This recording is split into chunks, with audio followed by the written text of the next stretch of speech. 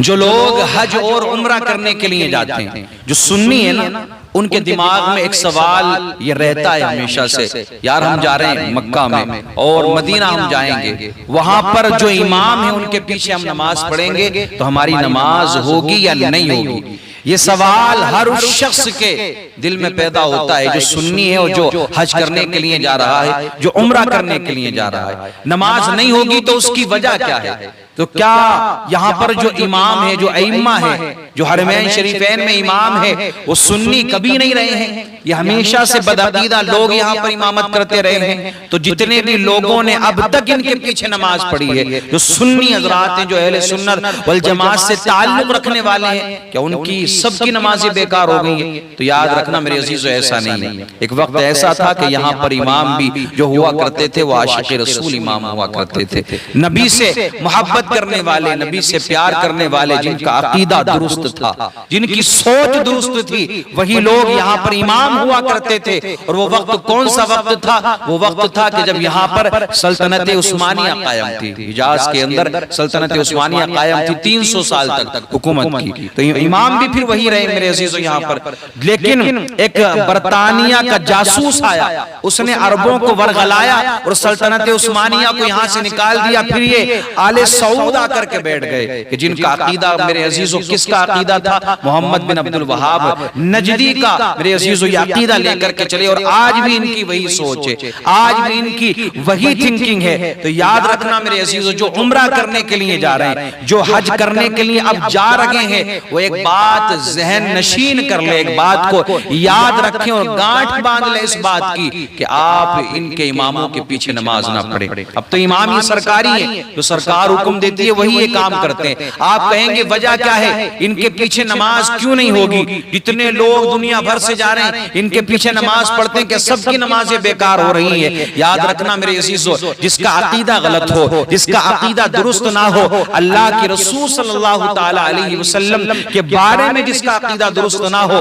उसके पीछे हमारी नमाज नहीं होगी। और जो आज की हुकूमत है और जो सरकारी इमाम ये मेरे अजीजों मौजूद है, उनका अकीदा क्या है कि वो हमको मुशरिक मानते हैं, हमको वो मुशरिक मानते हैं मेरे अजीजों। तो याद रखना, हमको जो मुशरिक मान रहे हैं और वो हमारे बारे में न जाने कैसी कैसी बातें कहते हैं, उनका अकीदा ये भी है कि हाँ, अल्लाह के रसूल को अगर वसीला बनाया जाए अल्लाह की बारगाह में तो दुआ कबूल नहीं होगी। ये वसीला बनाना जायज नहीं है, बल्कि हदीस से भी साबित है वसीला बनाना जायज है, कुरान से भी साबित है, अक्ल से भी साबित है। तो इनका अकीदा इतना गलत है, कोई और लड़ाई झगड़ा नहीं, कोई और बात नहीं। लोग कहेंगे ये मौलवियों की बातें हैं, ये इन्होंने अपनी तरफ से बातें गढ़ ली है, ये इनकी दुकानें चमकाने का मामला है।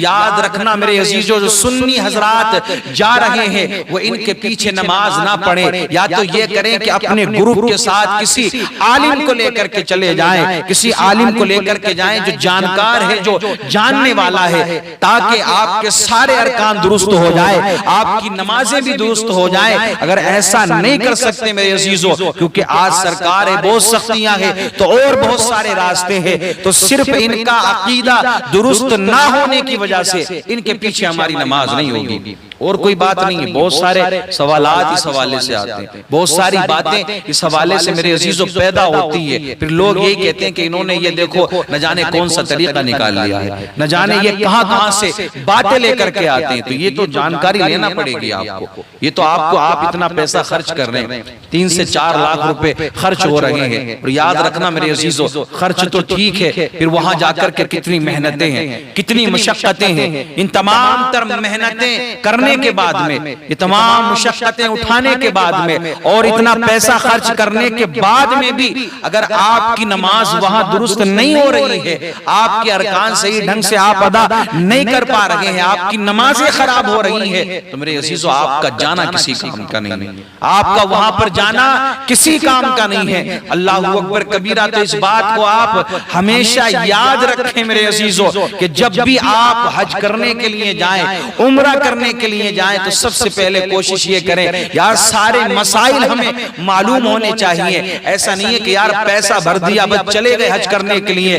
याद रखना मेरे अजीजों, ये तो चाहे नमाज का मामला हो, चाहे रोजे का मामला हो, चाहे ज़कात का मामला हो, चाहे हज का मामला हो, जब तक आपको मसाइल मालूम नहीं होंगे, जब तक आपको मुकम्मल जानकारी नहीं होगी इसके हवाले से, उस वक्त तक ना आपकी नमाज दुरुस्त है, ना आपका रोजा दुरुस्त है, ना आपकी ज़कात दुरुस्त है, ना आपका हज करना दुरुस्त है। तो जब इतनी मेहनतें कर रहे हैं, कुछ लोग कहते हैं कि नहीं बस चले जाएंगे, सारे काम कर लेंगे, अरकान कर लेंगे, कुछ तो यूं ही आराम करके आ जाते हैं। तो याद रखना ऐसा जाना किसी काम का नहीं है। ये तो सिर्फ ये काम हो गया कि आप इस नियत से जा रहे हैं कि लोग आपको हाजी कहें, लोग आपको हाजी कहें, फिर तो यही नियत हो गई जब आपने ना मसाइल सीखे, ना आपने किसी आलिम से जानकारी ली, जाने से पहले पैसा था आपके पास में, आपने पैसा भर दिया चले गए आप सुकून के साथ में, ना कोई अरकान ढंग से अदा किया आपने, आप आ गए वहां से। तो ये जानकारी लें कि वहां के इमाम के पीछे नमाज होगी या नहीं होगी, हमेशा वहां जाकर के करेंगे तो ये काम होगा या नहीं होगा। तो जो उलमाए अहले सुन्नत हैं, जो मुफ्तियान अहले सुन्नत मेरे अजीजों, वो आपको बताएंगे कि सही रास्ता कौन सा है। और आपके पास में कई ऑप्शन होंगे कि ये नहीं कर सकते तो ये करें, ये नहीं कर सकते तो ये करें, बहुत सारे रास्ते यहाँ पर, बहुत सारी चीजें आपको बताई गई है। तो कोशिश यही करें कि आप काबे के इमाम के पीछे नमाज ना पढ़ें, और आप मदीना भी जाएं ना मेरे अजीजों, तो वहां भी जो इमाम है उनके अकाईद भी वही है, तो वहां भी आप उन लोगों के पीछे नमाज ना पढ़ें जो वहां के इमाम है। क्योंकि बाद में फिर आपको बता देता हूँ, अकाईद उनके दुरुस्त नहीं है, अकाईद उनके अच्छे नहीं है, अकीदे मेरे बेहतर नहीं है उनके, जिसकी वजह से सुन्नियों की नमाज न काबे के इमाम के पीछे होगी, न मस्जिद नबवी के इमाम के पीछे नमाज होगी।